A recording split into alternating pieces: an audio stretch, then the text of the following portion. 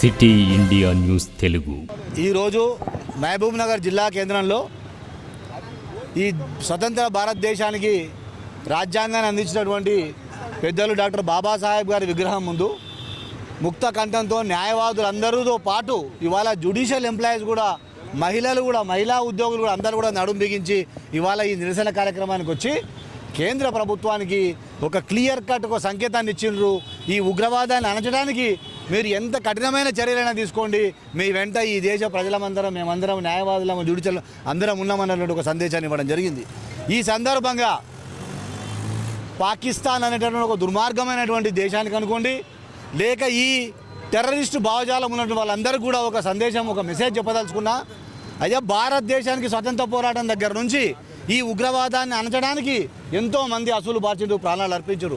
ఒక మహాత్మా గాంధీ కావచ్చు, ఓ ఇందిరా గాంధీ కావచ్చు, ఓ రాజీవ్ గాంధీ కావచ్చు, వాళ్ళతో పాటు అనేక సందర్భాల్లో బార్డర్ సెక్యూరిటీ ఫోర్స్ కావచ్చు, పోలీసు అధికారులు కావచ్చు, బంబే లాంటి దాడుల్లో అధికారులు కావచ్చు, ఎంతోమంది రక్షణ దళాలు పోలీసు అధికారులు అసూలు బాధ్యులు ప్రాణాలు, వాళ్ళందరి ప్రాణాల విలువ మరియు వాళ్ళందరి జీవితాల స్ఫూర్తితో ఆ చరిత్ర అంతా స్ఫూర్తి చేసుకుంటూ ఇవాళ కృత నిశ్చయంతో ఉంది నవభారత్ మొత్తం కూడా ఇవాళ కేంద్ర ప్రభుత్వానికి అండగా నిలుస్తూ ఉంది. చాలా గట్టి చర్యలు తీసుకోవాలని చెప్పి కూడా మేము ఈ సందర్భంగా డిమాండ్ చేస్తూ ఉన్నాం. టూరిస్టులపై టెర్రరిస్టుల అటాక్ నిరసిస్తూ యావత్ భారతదేశం నిరసనగా తెలియజేయడం జరుగుతూ ఉంది. దీంట్లో భాగంగా మహబూబ్ నగర్ బార్ అసోసియేషన్ ఆధ్వర్యంలో ఈరోజు విధులను బహిష్కరించి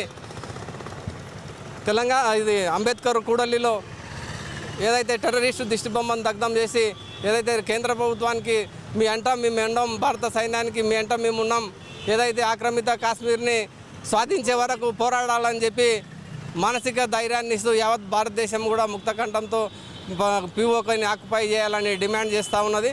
ఈ తీవ్రమైన చర్యని ఖండించాలని యావత్ కుల మత ప్రాంత భేదాలు లేకుండా యావత్ భారతదేశ ప్రజానీకాన్ని కోరుతా ఉన్నాం.